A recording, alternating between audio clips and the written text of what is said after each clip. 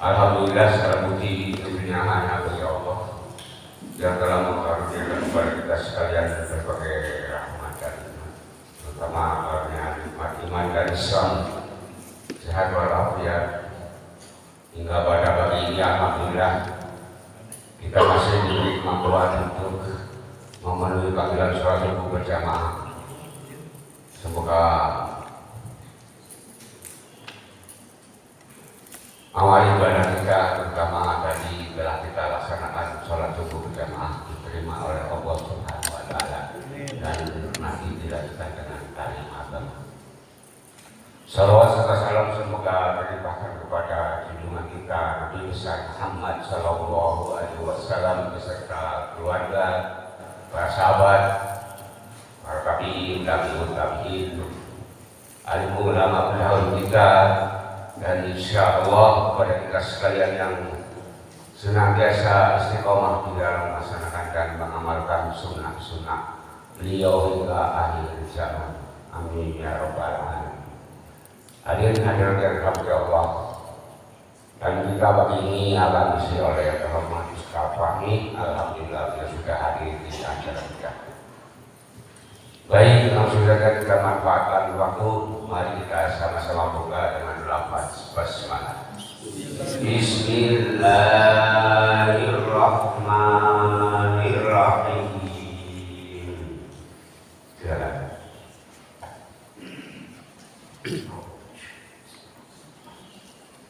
Assalamualaikum warahmatullahi wabarakatuh. Waalaikumsalam warahmatullahi wabarakatuh. Alhamdulillahilladzi arsala rasulahu bil huda wa dinil haqqi liyudhhirahu 'ala ad-dini kullihi walau karihal musyrikun. Asyhadu an la ilaha illallah wahdahu la syarika lahu wa asyhadu anna Muhammadan 'abduhu wa rasuluh. Allahumma shalli wa sallim 'ala hadzal nabiyil karim wa 'ala alihi wa ashabihi ajma'in. يا أيها الذين آمنوا اتقوا الله وقولوا قولا سديدا يصلح لكم أعمالكم ويغفر لكم ذنوبكم ومن يطع الله ورسوله فقد فاز فوزا عظيما. أما بعد فإن أحسن الكلام كلام الله وخير الهدى هدى محمد صلى الله عليه وسلم وشر الأمور محدثاتها وكل محدثة بدعة وكل بدعة ضلالة وكل ضلالة في النار. اللهم ارحمنا بالقرآن أو كما قال رسول الله صلى الله عليه وسلم. Segala puji bagi Allah yang telah meringankan langkah kita dari tempat masing-masing menuju ke tempat yang mulia ini, yaitu Masjid Subul Salam. Roh yang telah melengkapi di dalam diri kita, yang paling utama adalah sumber daya internet. Diberikan kita, dijadikan kita oleh Allah Subhanahu wa Ta'ala pendengaran, kemudian penglihatan dan akidah untuk menimbang-nimbang mana yang hak dan mana yang batil, dan larangan mencampurkan antara yang hak dan yang batil. Roh yang telah mengutus Rasulnya untuk membawa risalah dengan berat, yang demikian risalah sampai kepada kita. Akan tetapi kadang-kadang kita melaksanakan risalah-risalah tersebut hanya sebatas apa yang kita mampu, tidak bersungguh-sungguh. Oleh karenanya, salawat salam kita sampaikan kepada Nabi Muhammad sallallahu alaihi wasallam serta keluarga, tabi'in, tabi'ut tabi'in, dan umatnya yang senantiasa ittiba'. Jamaah yang insyaallah dirahmati oleh Allah Subhanahu wa Ta'ala. Senantiasa intinya saya sampaikan bahwa kehidupan kita ini kelak akan dimintai pertanggungjawaban sekecil apapun. Karena insya Allah kita akan masuk kepada kajian Alkitab sesudah ilmu.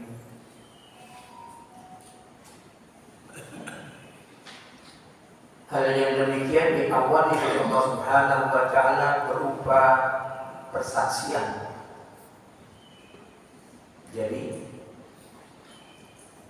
secara global, secara mujmal, Allah Subhanahu wa Ta'ala melakukan persaksian kepada ruh yang ada di dalam diri kita.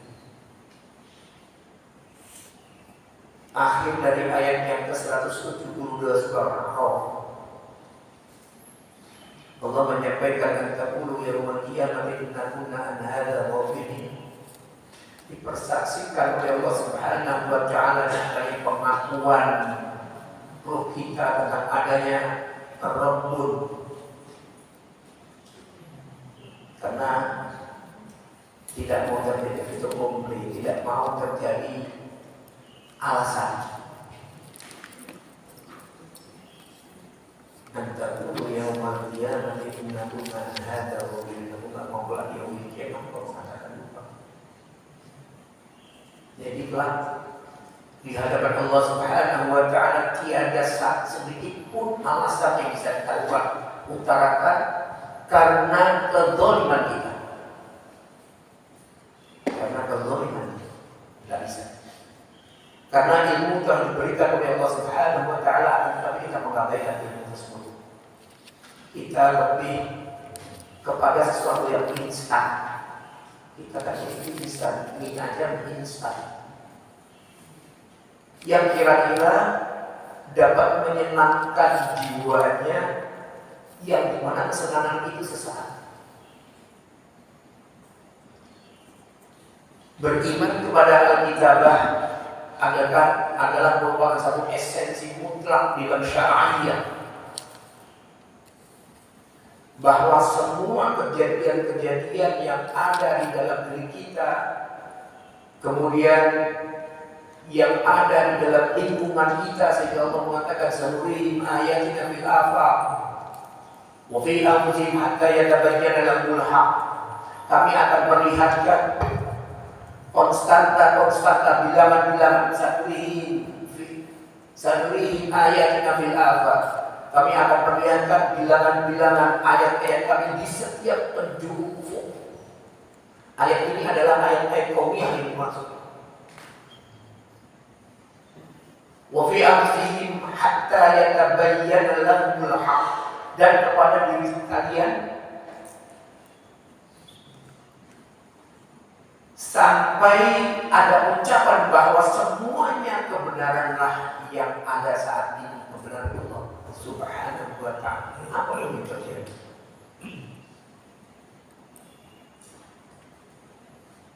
Saya nasihatkan kepada mantu saya, keguguran baru berapa pekan hamil. Saya sampaikan begini, silakan sedih, tapi jangan menyesal. Kalau menyesal berarti menyesali sesuatu yang dijadikan oleh Allah Subhanahu wa Ta'ala. Kalau menyesali sesuatu yang telah ditulis oleh Allah Subhanahu wa Ta'ala. Itulah takdir. Tidak bisa kita mengatakan itu takdir sudahlah, diterima saja, kita sabar. Menangis boleh, tapi sesaat. Tidak larut di dalam kesedihan. Itulah pencatatan. Kembali saya sampaikan bahwa tidak ada satu alasan pun yang bisa kita utarakan kelak di hadapan Allah di yaumil hisab pada saat kita dimintai pertanggungjawaban oleh Allah. Katakan begini, seseorang berbuat zalim. Zalim ini jangan selalu dinisbatkan pada sesuatu yang sifatnya ringan-ringan. Rasulullah SAW menyampaikan bahwa kezaliman itu tiga. Al-zulmun salasatun.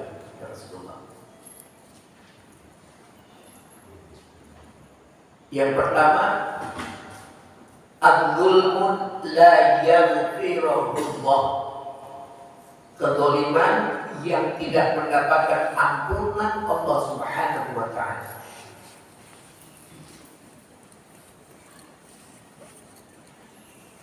Kemudian yang kedua, wadzulmun yaghfirullah, kezaliman yang bisa mendapatkan ampunan Allah Subhanahu wa taala. Yang ketiga, wadzulmun yakruhullah, kezaliman antara manusia akan tetapi penyelesaiannya di tangan Allah.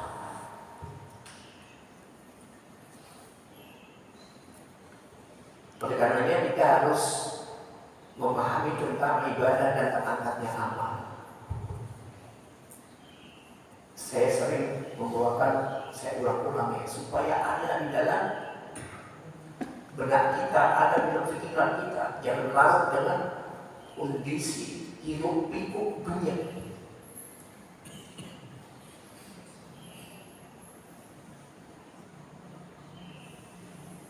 Terangkatnya amal itu sah dan sempurna. Saya ulang-ulang sekali, sah dan sempurna. Sah itu ikhlas dan benar.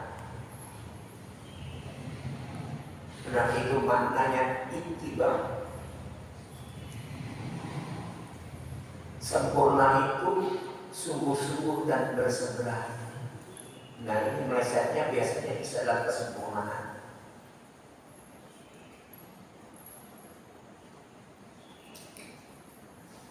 Baik.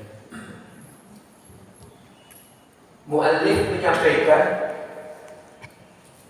al-kitabah atau penulisan yaitu mengimani segala sesuatu yang telah terjadi, segala sesuatu yang telah terjadi dan yang akan datang terjadi.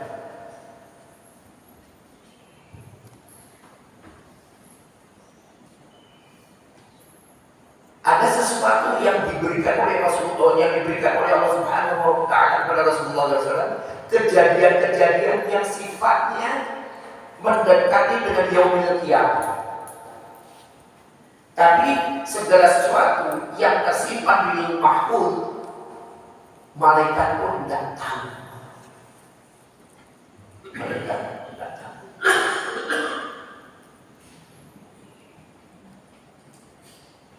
Waktu itu, kalau tidak salah ada pertanyaan begini kepada saya. Insya Allah saya bawakan ayatnya hari ini. Bagaimana kita ini sudah berdoa, kemudian terjadi juga begitu baik. Sudah berdoa, kok terjadi? Contoh, saya ini tadi ke pagi, ke petang, dengan doa Allahumma a'afim fi ibadihi, Allahumma a'afim, Allahumma a'afim, wa solidarillah. Ya Allah, berikan kesehatan kepada badanku, pendengaranku, penglihatanku. Akan tetapi ternyata kita jatuh sakit juga. Ini kan, kita sudah berdoa. Mari sama-sama kita buka di dalam surah Ar-Ra'd, surah nomor 11, ayat yang ke-10 dan ayat yang ke-11.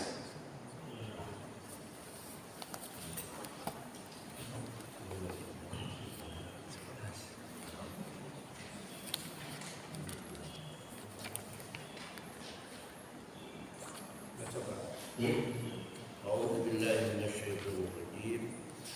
Walain azabna Sawah Ar-Ra'd, Ar-Ra'd ayat surah 13, surah 13 ayat 10 dan ayat 11. 11 yang ragu ya. Ar-Ra'd 13 ayat yang ke-10 dan ayat yang ke-11. Sawa'un minkum man asarral qaul. A'udzu billahi minasyaitonir rajim. Sawa'un minkum man asarral qawla wa man jahara bihi wa man huwa mustakhfin bil laili wa saribun bin nahar sama saja bagi Allah siapa di antaramu yang merahasiakan ucapannya dan siapa yang berterus terang dengannya, dan siapa yang bersembunyi pada malam hari dan yang berjalan pada siang hari. Lahu mu'aqibatun min baini yadayhi wa min khalfihi yahfazunahu min amrillah. Innallaha la yughayyiru ma biqaumin hatta yughayyiru ma bi anfusihim. Wa idza aradallahu biqaumin su'an fala maradda lahu wa ma lahum min dunihi min wal. Baginya manusia ada malaikat, baginya dalam burung manusia ada malaikat-malaikat yang selalu menjaganya bergiliran dari depan, dari belakangnya.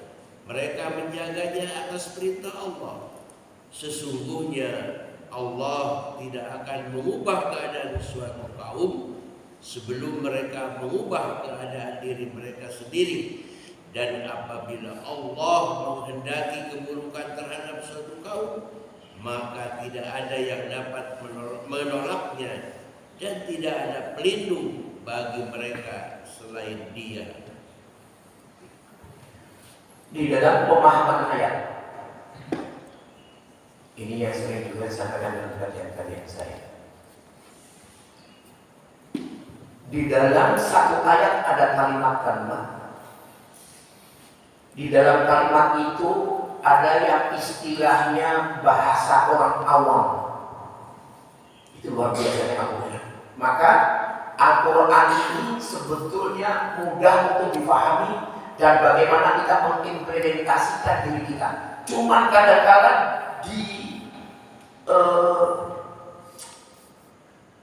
dihentikan sesuai dengan kemauan kita. Dihentikan ayat itu sesuai dengan kemauan kita, sesuai dengan nafsu kita. Contoh, sebetulnya dalam kehidupan ini tidak ada permasalahan apapun bentuknya, tidak ada permasalahan yang menyangkut dengan kehidupan baik secara pribadi maupun kepada orang lain. Faham aku? Memaklumi segala sesuatu karena itu merupakan yang dicatat oleh Allah Subhanahu wa Ta'ala. Contoh, kemarin ada kajian. Saya ikuti kajian itu. Yang memberikan kajian tulisan dari Madinah. Akan tetapi ada beberapa poin yang mau saya berikan warning kepada narasumber. Ya biasa masih muda. Jadi kadang-kadang ada pertanyaan secara normal menjawab, padahal Al-Quran tidak demikian. Al-Quran itu tidak bisa dibahasakan dengan pola normatif. Karena Allah Taala wa Ta'ala menyampaikan dalam surah As-Sad, kita menanzalnahu ilaika mubarakun liyadabbaru ayatihi wa liyatadabbaru ulul albab. Aku turunkan kepada satu buku yang akan menjadikan keberkahan. Untuk mendapatkan keberkahan ini tadabbur, memahami, wa liyatadabbaru, mempelajari. Memahami dan mempelajari yang akan timbul orang-orang yang cerdas, karena akhir ayatnya ada ulul albab, maka berlaku sesuatu yang dimana menyangkut dengan apa yang kita pelajari, apa yang harus kita pahami. Jadi seperti ini. Contohnya ada, ini yang biasa kita dilakukan dalam kegiatan kita ini, adab ini sering hilang. Adab mempelajari kitab, adab sholat ini hilang semua. Kenapa? Keberkahan akan diangkat oleh Allah Subhanahu wa Ta'ala apabila adab itu hilang. Al-Quran ditaruh, ditempatkan di sesuatu yang tidak pada tempatnya. Al-Quran ditumpuk-tumpuk dengan buku-buku yang lain, kemudian menempatkan buku asal-asal di dalamnya itu ada ilmunya.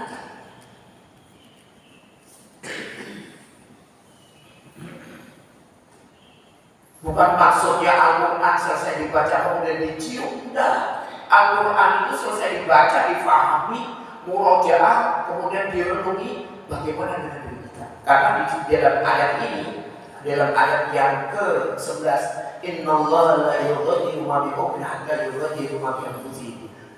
Allah tidak akan membuka satu kaum. Nah, bahasa ini pun juga diumum, disifati umum oleh orang-orang. Allah tidak akan berubah satu kaum kalau kaum itu tidak berubah. Sepertinya kemudian dihubung-hubungkan dengan politik. Tidak bisa. Bahasa ini adalah bahasa menyambut dengan orang-orang yang berbuat dolim. Kedoliman itu tidak akan mendapat ampunan dari Allah apabila dia tidak mau merubah kedoliman itu menuju kepada satu kebenaran. Begitu kalimat dolim. Hati-hati. Tadi saya sampaikan sebuah hadis yang diriwayatkan oleh Ibnu Sa'id bersumber dari Anas bin Malik, bersumber dari Al-Ghazali.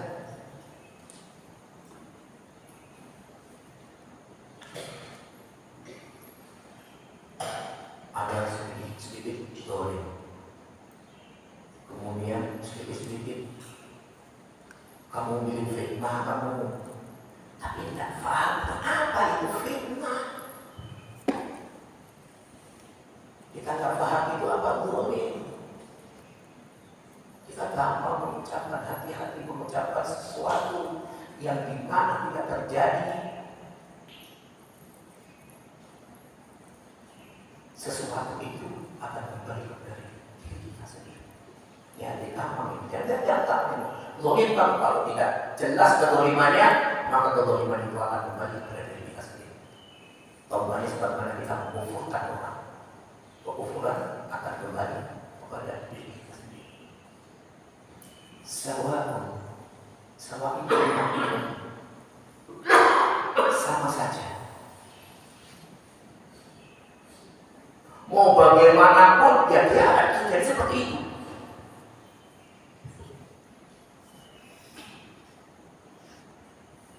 Akan tetapi kalimat ini dinisbatkan kepada Allah Subhanahu wa Ta'ala.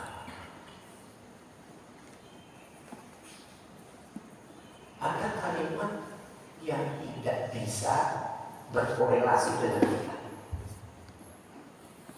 yaitu kalau itu hak prerogatif Allah dan Rasulnya. Di dalam Al-Quran bahasanya dengan bahasa laut.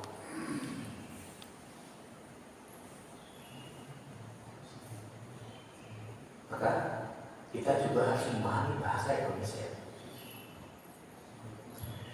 Sawa'un minkum man asarral qaul. Sama saja bagi Allah siapa di antara kalian yang merahasiakan. Asar, merahasiakan. Sir, merahasiakan.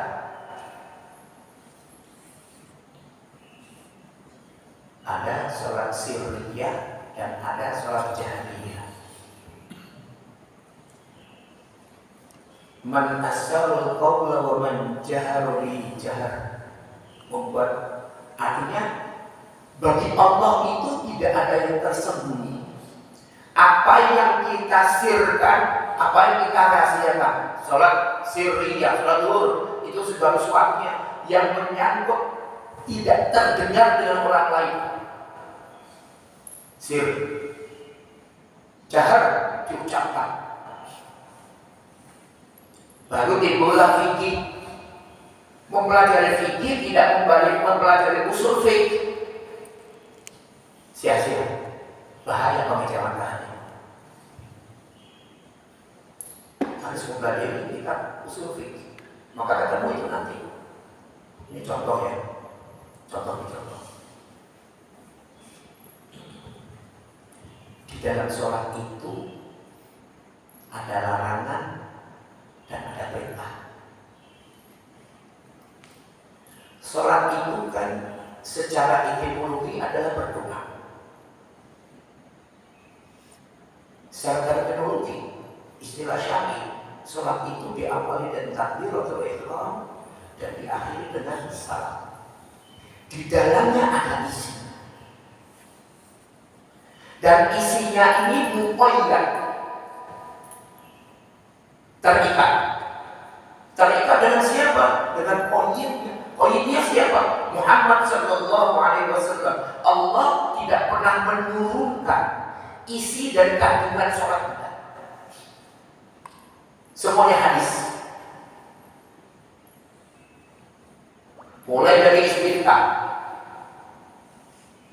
kemudian surah Al-Fatihah, baca surah, kemudian zikir rukuk, i'tidal, zikir dan i'tidal, sujud, semuanya ini adalah upaya, tidak boleh menambah-nambah. Tidak boleh menambah. Tapi tidak jadi sehari. Begitu imam Siratal ladzina an'amta 'alaihim ghairil maghdubi 'alaihim waladdallin. Jamaahnya ucapin apa? Rabbir bata. Karena menambah-nambah ini larangan.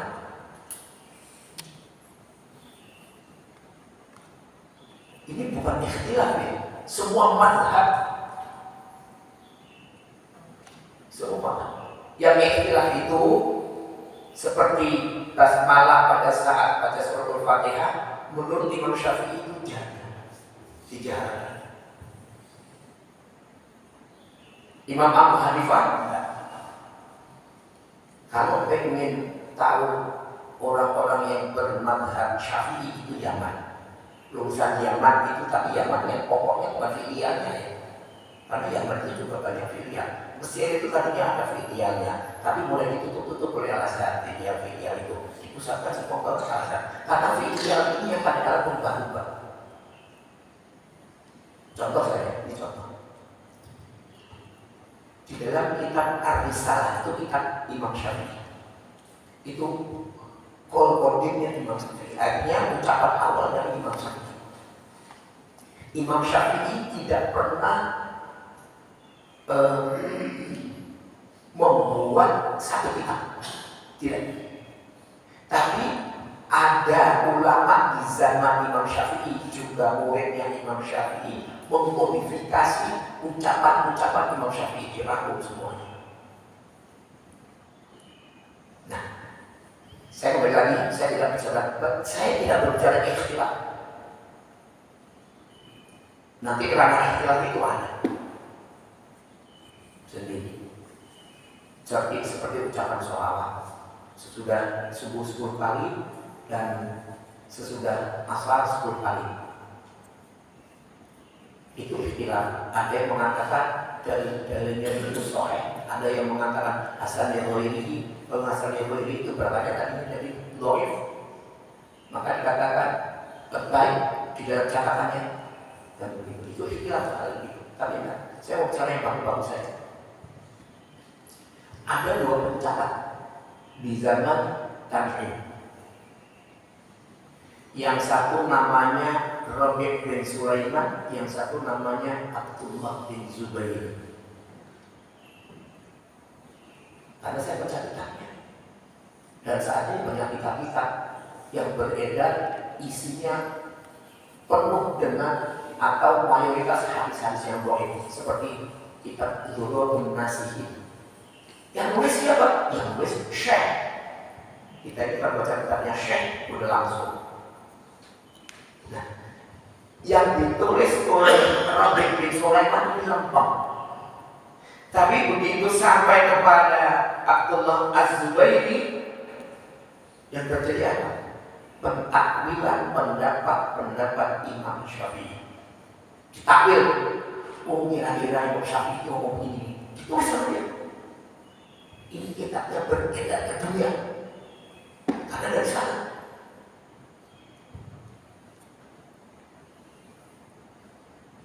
Saya mau tanya. Saya berani tidak ikhlas ya. Orang mau sholat itu, utamanya ini bagi orang-orang yang tidak memahami ilmu atau tidak mempelajari fikih dan usul fikih, itu biasanya pernak-perniknya banyak. Ada yang baca surah An-Nas, kenapa baca itu? Ya supaya tidak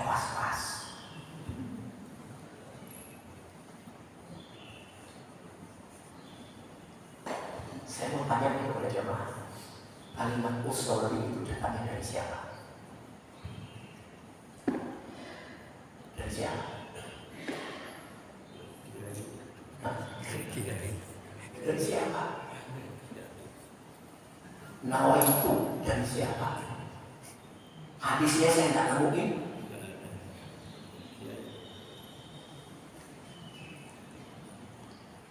Ini Abdullah bin Zubairi yang melencengkan pendapat Imam Syafi'i. Sampai kita ada belajar benar waktu kecil ngaji kan. Apa itu? Sorry. Jadi sholatnya roboh-roboh bisa ikutan. Bagus. Gak ada orang yang mukul di belakang kita. Waktu kecil, kalau ada yang mukul lagi di depannya. Oh, sholat itu harus mukul orang lain.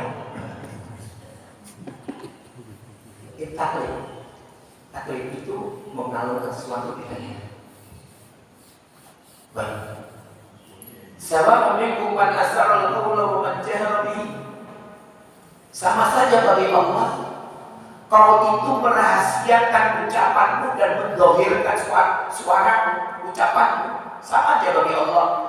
Man huwa mustaqbil bil laili masjid. Ada kalimat wasarabum binna berjalan. Wasalibum binna wasalu berjalan ini makna aslinya saribun ini tidak, bukan artinya berjalan secara bahasa itu tidak berjalan.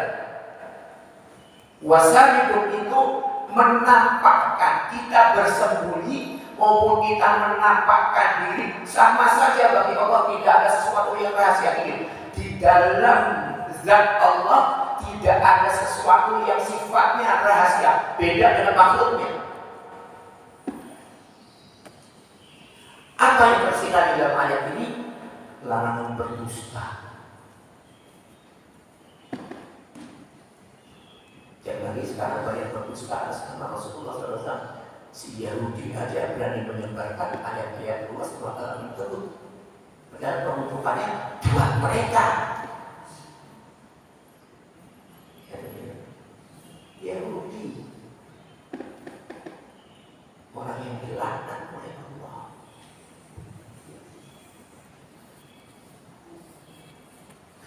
Kita minimal 17 kali sehari. Wahai ngomongku, siapa yang dilaknat? Siapa yang ngorok? Yahudi. Hari Jumat bulan November tanggal 17, saya bermakmum dengan Syekh Subes. Kata Allah, saya umroh bulan November kemarin itu dan saya berkata, kenapa saya berkata? Saya ingin napak tilas bagaimana perang Badar. Perang Badar itu sebetulnya satu peperangan yang tidak diinginkan, tapi terjadi.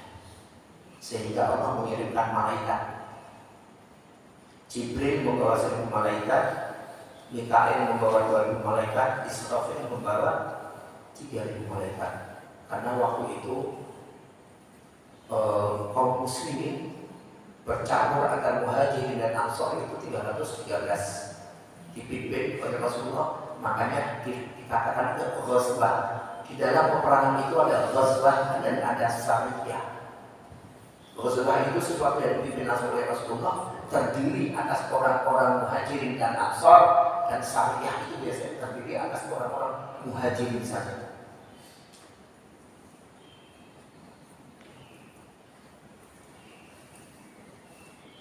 Saya tulis berdoa untuk Palestina.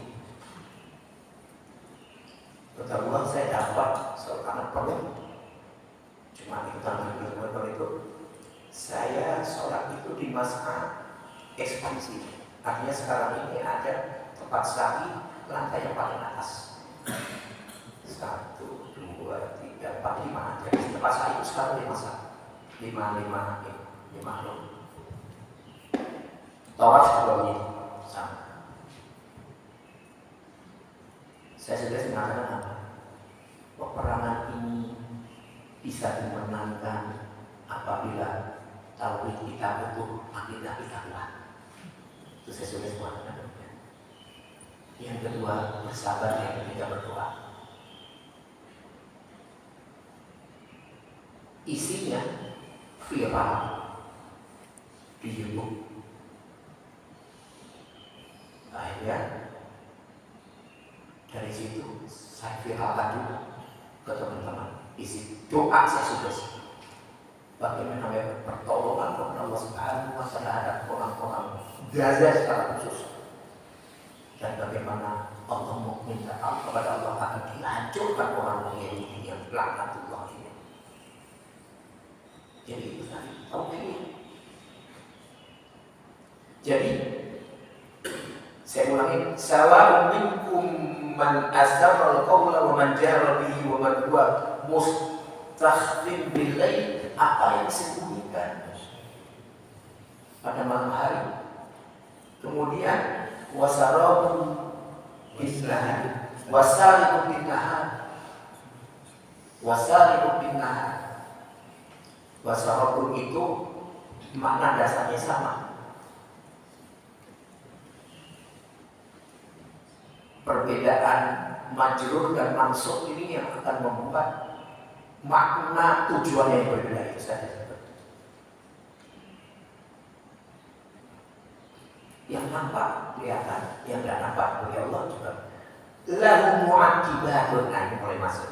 Lahu ini menyebut objeknya. Lahu mu'aqibatun, bahwa objek ini artinya ciptaan-ciptaan Allah yang bernama manusia, prinsip yang makhluk Allah. Waktu itu pernah saya sampaikan bahwa semua makhluk Allah dijaga oleh malaikat. Pohon-pohon yang ada di rumah kita itu dijaga oleh malaikat. Lahu mu'aqibatun min baini yadayhi wa min khalfihi yahfazunahu min amrillah. Bagi manusia ada malaikat-malaikat yang selalu mengikutinya bergiliran. Artinya bagi manusia itu ada malaikat-malaikat yang menjaga di muka, min baini yadayhi wa min khalfihi, yang selalu mengikuti bergiliran di muka dan belakang mereka, menjaganya atas perintah Allah. Jadi malaikat ini yahfazunahu min amrillah, menjaganya atas perintah Allah Subhanahu wa Ta'ala. Di dalam diri kita ada malaikat-malaikat yang menjaga. Malaikat ini akan berlepas dari kita pada saat kita masuk kampus. Kita hajatnya buang air besar maupun buang air kecil, prinsipnya masuk ke hamam, ke toilet, lepas malaikat. Maka ada doa, Allah menyalurkan dalam buku tiba-tiba. Artinya minta penjagaan langsung kepada Allah atas gangguan syaitan. Kemudian pada saat jima berhubungan antara suami dan istri ini malaikat lepas.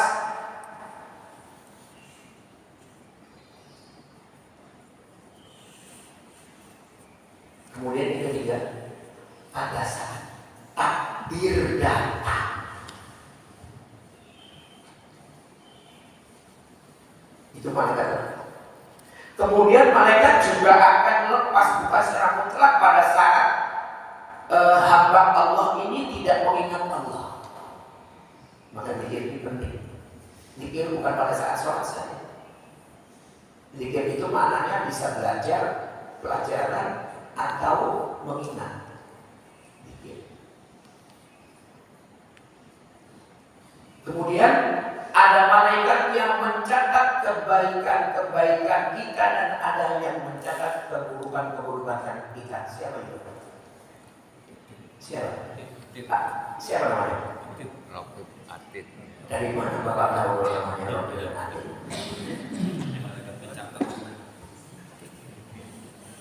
Kita ini kebablasan, belajarnya kebablasan. Siapa malaikat mencabut nyawa di Rokib? Al-Quran selalu menyebutkan dalam malaikatul maut.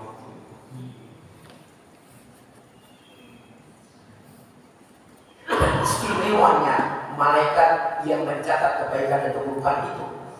Ini luar biasanya bagaimana sifat Rahman dan Rahimnya Allah. Sifat Rahman dan Rahim. Kalau kita membaca Ar-Rahman dan Rahim, ini sifat Allah yang dimana di antara sifat itu menurunkan Rasul, mengutus Rasul untuk mengajarkan sesuatu, menjembatani yang sesuatu itu dari Allah lewat Jibril kepada Rasulullah, kemudian lewat para sahabat, tabi'in, itu sangat ilmu, sangat ilmu. Jadi makanan ilmu itu begitu, dari Allah, Jibril, kemudian Rasulullah, para sahabat kepada tabi'in. Di dalam tabi'in ini sendiri ada yang namanya at-tabi'in, yang kumulon. Seperti Imam Syafi'i, Imam An-Nawawi rahimahullah, Abdullah ibn Mubarak, masyhur tidak, padahal di generasinya tabi'in dan sempat jumpa kepada Siti Aisyah. Benar. Ada beberapa tabi'in yang tidak termasuk golongan tabi'in. Qur'annya mungkin Imam Masjidil Haram aja ada di antaranya yang saya pernah dengar. Lupa. Saya pernah di Ramadan, saya lupa tahunnya. Saya sudah sekarang lepas dari Masjidil Haram mengundurkan diri. Kalau saya mencari mendapat peringatan dari pemerintah Arab Saudi karena khutbah di awal Oktober nyinggung Palestina. Turun khutbah dipanggil, beda dengan sini, diperingatkan. Kalau sudah diperingatkan, ya saya tahu Imam Masjidil Haram itu di sementara tidak boleh dari imam. Kalau di sana itu begitu. Dulu pernah ada imam yang di tengah-tengah khutbah diturunkan. Saya Juhani itu pernah sedang memberikan kajian berbicara tentang habaib dimatiin supaya teriak. Dakwah di sini di Indonesia masih nyaman.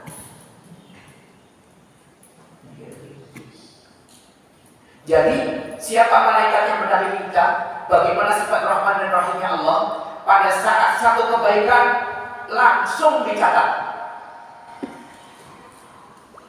Kemudian pahalanya bisa dilipat gandakan, bisa 10, 100 sampai 700.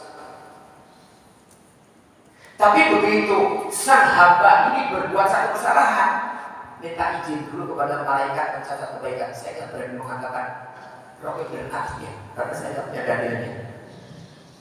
Nanti saya tunjukkan ayatnya. Roket itu pengawas makanya. Makanya kita itu harus mempunyai sesuatu yang sifatnya muraqabah, diawasi oleh Allah. Atiyah itu pencatat. Pada saat ia berbuat satu dosa, baru mau berbuat belum dicatat. Kalau kebaikan baru mau berbuat baik sudah dicatat. Ini luar biasa.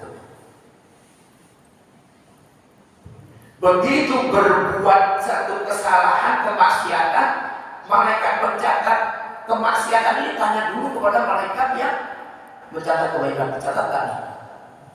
Tunggu. Ditunggu itu menunggu dia istighfar,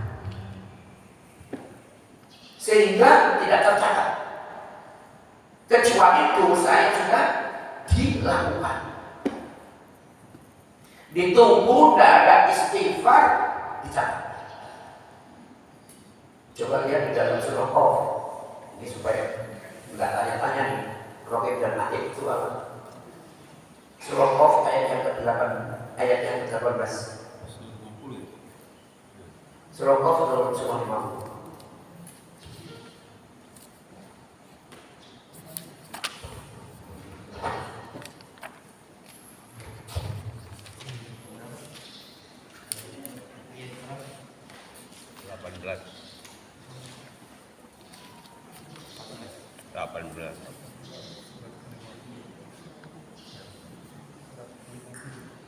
Tidak ada suatu kata yang diucapkan pun melainkan ada di sisinya malaikat pengawas yang selalu siap mencatat.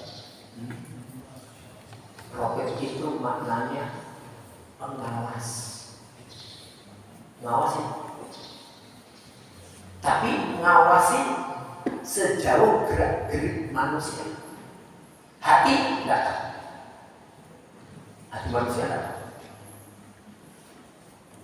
Memengaruhi juga enggak. Nah, di antara malaikat itu ada yang bertugas ma yalfidu min qawlin illa ladaihi raqibun atid. Tiada satu ucapan pun yang diucapkannya melainkan ada di dekatnya malaikat pengawasnya yang selalu hadir. Ini ucapan belum berbuat. Di antara malaikat-malaikat ini bergiliran siang dan malam. Kapan siangnya? Bapak Ibu kan pernah membaca di dalam ayat yang namanya salat wusta. Itu yang jadi ikhtilaf. Apa sih wusta? Sesudah saya mempelajari, rupa-rupanya salat wusta itu yang kuat adalah salat subuh dan salat asar. Karena di situ letak gilirannya malaikat. Malaikat itu yang gilirannya siang, akusanya itu pada saat subuh, nanti yang malam itu turun yang siang pada saat asar, sampai pada waktu asar habis. Allah Subhanahu wa Ta'ala yang Maha Mengetahui bertanya, sedang apa hamba-Mu? Maka malaikat sesuai dengan catatan terakhirnya begitu selisih waktu, hamba-Mu ini sedang ini. Di antaranya hamba-Mu sedang sholat. Oh, catatnya ada. Subuh juga begitu. Kita lihat kembali. Telinga kita juga ada malaikat yang menjaga. Mata kita ada malaikat yang menjaga. Mulut kita juga ada, bibir kita ada malaikat yang menjaga. Seluruh tubuh kita ini, pendapat Ibnu Katsir bahwa seluruh tubuh kita ini terdapat 20 malaikat yang bergilir 10 dan 10. 10 waktu siang dan 10 waktu malam. Sampai tidur pun kita dijaga oleh malaikat. Apabila, saya sampaikan, apabila zikir kita lepas, malaikat pun akan lepas dari kita. Penjagaan juga. Tadi saya sampaikan yang ketiga adalah takbir. Begitu takbir itu datang, maka malaikat ini berlepas diri sudah tidak. Karena apa? Takbir telah mendahului dari penjagaannya. Nah, inilah Alkitab. Kita sudah berusaha keluar dari rumah, bismillahirrahmanirrahim, la haula wala quwwata illa billah. Kita menghadapi dengan doa safar pada saat mobil kita berjalan. Di pertengahannya musibah. Kita buka karena berbicara musibah, surah Al-Hadid. Surah Al-Hadid, surah 57 ayat yang ke-22 dan ayat yang ke-23. Maha musibah itu Allah.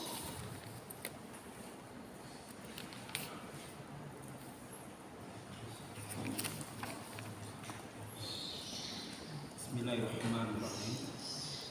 Ma asaba min musibatin fil ardh wala fi anfusikum illa fi kitabin min qabli an nabra'aha inna dzalika 'ala Allahi yasir.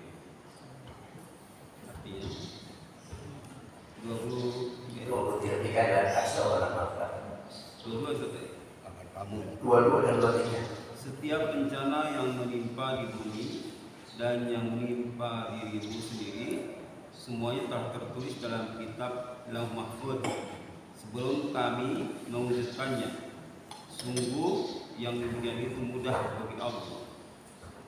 Dan 23 ini, 3 likai la ta'sau ala ma fatakum wa la tafrahu bima atakum wallahu la yuhibbu kulla muhtalin fakhur. Agar kamu tidak bersedih hati terhadap apa yang luput dari kamu dan tidak pula terlalu gembira terhadap apa yang diberikannya kepadamu, dan Allah tidak menyukai setiap orang yang sombong. Allah tidak menyukai setiap orang yang sombong dan membanggakan diri. Wallahu la yuhibbu kulla muhtalin fakhur. Ayat ini berbicara musibah. Musibah jangan selalu dikaitkan dengan sesuatu keburukan, karena musibah itu bagian. Makna harfiahnya musibah itu bagian. Musibah ini bisa berupa satu kemalangan, bisa berupa satu kebahagiaan. Seseorang dapat satu kebahagiaan dari kata tidak musibah, itu musibah dan tidak ada fitnah. Jangan semua dikatakan musibah. Artinya kalau yang berhubungan dengan katakan ada kecelakaan, ada eksiden dan sebagainya itu musibah. Tapi seseorang yang diberikan satu kebahagiaan, kadang-kadang orang lumpuh. Kan ada orang yang ini diberikan oleh Allah sesuatu kemudahan di dalam dunia. Terus dia main gampang ngomongnya apa? Ini loh, nyatanya Allah ini sayang sama bukti. Job dapat terus. Ini musibah. Maka akhir ayat yang ke-23 disampaikan oleh Allah, wallahu la yuhibbu man kana mukhtalan fakhur. Allah tidak senang kepada orang-orang yang al-mukhtal dan al-fakhur. Al-mukhtal itu menyombongkan kenikmatannya. Al-fakhur itu menyombongkan karena jati dirinya yang bersama. Tapi ada yang sesuatu dari dalam, ada sesuatu yang spontanitas begitu dilihat, oh aku harus begini. Ilmunya tidak punya ngomong. Itu kan kebablasan.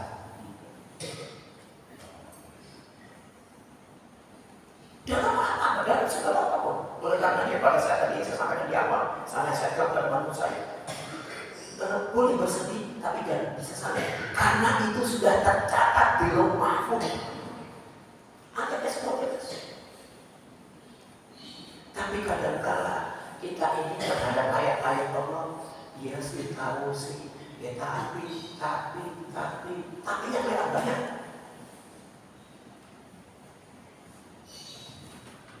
Allah itu pada saat hendak mengabulkan doa kita bisa berupa spontanitas, bisa yang ditunda. Semua ada hikmahnya, Allah tahu semua. Kalau kebutuhan kita, kalau seandainya spontanitas dikasih, bisa jadi dia gak tahan. Berlaku segala hal.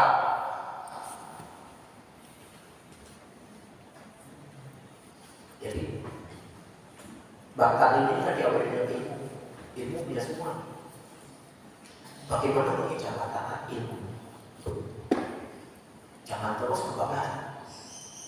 Saya akan memberikan contoh-contoh lain. Satu saat saya diberikan analogi oleh anak saya. Begitu saya cek harganya,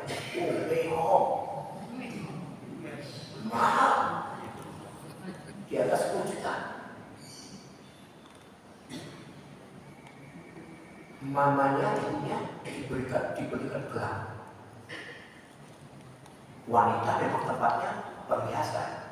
Maka kalau ada bapak-bapak punya duit, istri kita perhiasan, kasih pak. Jangan ditinggal-tinggal. Jangan bapaknya ngomong, perhiasan. Kita ini harus tahu waktu. Lu perempuan itu tempatnya perhiasan. Jangan protes. Ada teman saya juga umroh lagi makan. Ada laki-laki, Bapak masa istri saya itu nuntut diberikan perhiasan terus. Bapaknya tidak punya sih Pak, tapi lagi beliin Pak.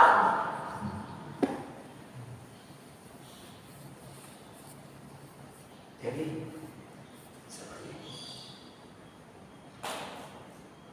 Apapun yang terjadi, begitu anoji itu saya mau pakai.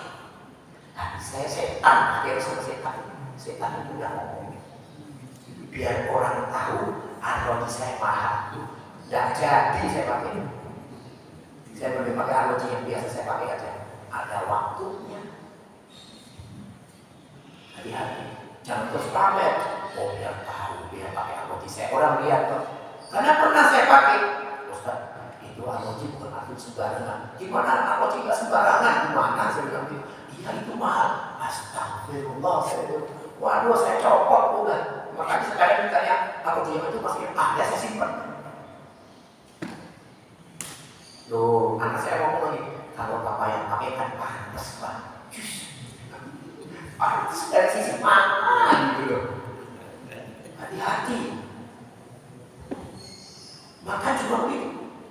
Suatu saat saya di Bangka di Semarang, rapat yayasan. Itu disebut makan saya tanya. Karena saya lihat yayasan tidak punya kemampuan untuk beli nasi kebutuhan, nasi pok. Ada minumnya itu kering, kalau kecil-kecil. Saya tanya, ini nasi dibeli uangnya dari siapa? Kemudian airnya juga yang membeli siapa? Karena saya lihat yayasan nggak mampu untuk membeli nasi itu. Saya di situ ada jawabannya apa? Saya sampaikan demikian ini karena perut saya tidak mau memasukkan sesuatu yang haram dan yang subhan jangan dari situ. Karena Rasulullah SAW itu pernah ada seorang berdoa, ya Rabbi, ada apa dalam semua yang dimakan haram, yang diminum haram, pakaiannya pun haram, bagaimana Allah akan membuka doa? Selembar benang yang ada di dalam diri kita dan diberi dari dunia haram, ibadah kita tertolak. Demikian pun penjaga malaikat tadi. Begitu kita pas pikir, makanya iblis itu mainnya di mana? Iblis mainnya di mana? Iblis itu mainnya di pasar. Di pasar jangan lama-lama. Kebutuhannya di mana? Kalau salah, pernah saya sampai belum? Pak lihat. Bahwa itu hadisnya banyak, bukan cuma inna ma'amal dunia wa inna ma'amal dunia wa kul inna ma'amal dunia wa kul iman wa man kana yashtaru wa yusrimu Allah wa rasul. Tidak ada itu hadisnya banyak banget. Soalnya saya jelaskan satu kajian ini saya jelaskan satu bagian. Iblis itu mainnya di pasar. Pada saat perang Badar, iblis itu masuk di dalam diri seorang. Untuk apa? Nyipasin orang-orang kafir agar untuk menghabiskan orang-orang muslim. Tampaknya sekarang itu pasti. Yang nyipasin orang-orang Yahudi siapa? Iblis. Masuk di dalam dari diri orang-orang Yahudi, bagaimana jadi bengis yang menghabisi. Bahkan etika perang. Musyrik di zaman Rasulullah SAW, orang kafir di zaman Rasulullah, etika perangnya itu diikuti. Perang itu di lapangan, nggak mau di tempat pengungsian, nggak mau. Kalau sekarang kan enggak, yang sikap orang-orang sipil itulah Yahudi. Hamasnya ikut-ikutan, Tel Aviv dihabisi. Ya meskipun itu ada orang Yahudi. Hati-hati, setan ini luar biasa. Pada saat setan masuk diri kita, dibuat kita masuk untuk berpikir kepada Allah. Pada saat itu, penjagaan malaikat tidak ada. Masuk ke hamam, bagus, malaikat lepas. Berhubungan suami istri, malaikat lepas. Zikir, malaikat juga lepas. Jadi selanjutnya malaikat ini asal lepas. Banyak-banyak pikirlah. Nah, begitu tadi saya sampaikan terjadi kecelakaan sebelum saya lebih jauh nanti mengupas masalah bab kitabah. Begitu ada kecelakaan pada kita dalam surat, itulah takdir. Malaikat berlepas diri karena didahului oleh takdir. Kembali di dalam surah Al-Hadid ayat 22 dan ayat yang ke-23.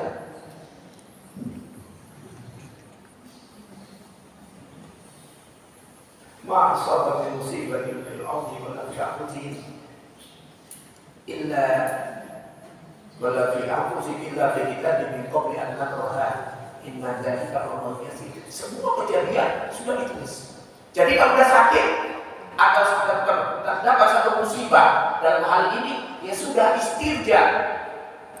Inna lillahi wa inna ilaihi raji'un. Itu aja. Kehilangan dompet, ya, istirja. Dompet lupa pas lagi belajar, taruh, lagi milih-milih, pergi udah dibayar, lupa. Jangan kebiasaannya diucapkan apa? Itu sedekah. Mulai saya bilang, kalau duitnya tak hilang sedekah, oh enggak. Oke, jadi masjid aja yang dicari rupiahku, ditarik merah dulu, akhirnya cancel itu lama di depannya karena milih surga mau dibeli dengan 2.000-an ucap.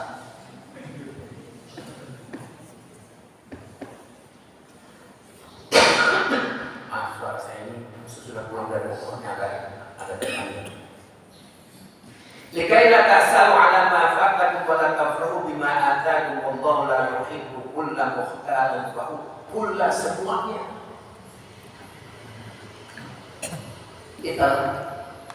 Titel itu dipakai di mana? Titel seseorang bertitel doktor, profesor, doktor, bla bla bla bla bla, LLC, MA, dipakai di mana? Di mana ini? Di wilayah akademis. Kalau kita kan pakai supaya tahu siapa narasumbernya disebutin. Makanya saya tidak pernah mencantumkan apa yang saya miliki dari dunia ini. Haji ditaruh, nanti hajinya sudah 4 kali, haji 4.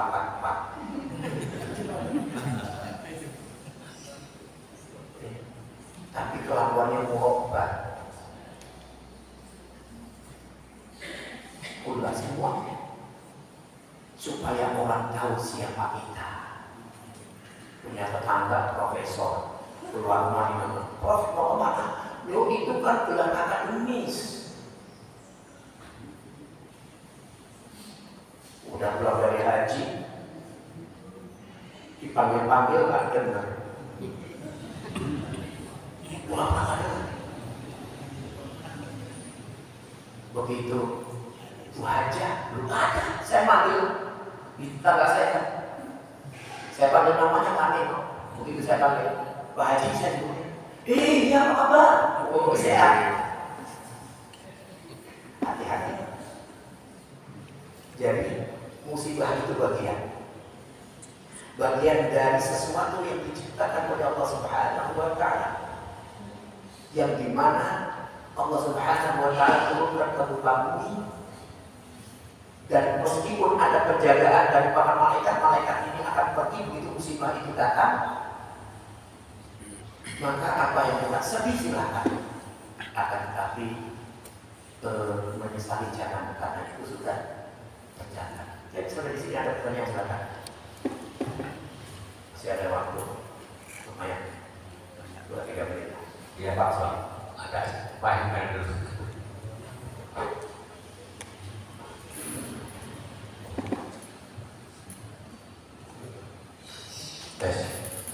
Assalamualaikum warahmatullahi wabarakatuh. Waalaikumsalam.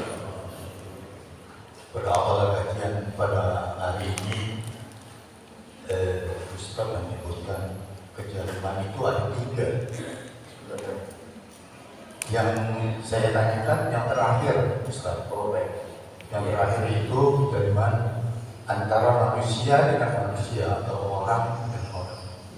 Kalau saya tidak salah mendengar itu, maknanya harus disaksikan oleh Allah Subhanahu wa Ta'ala. Diselesaikan Ya, itu. Jadi kami harus mendapatkan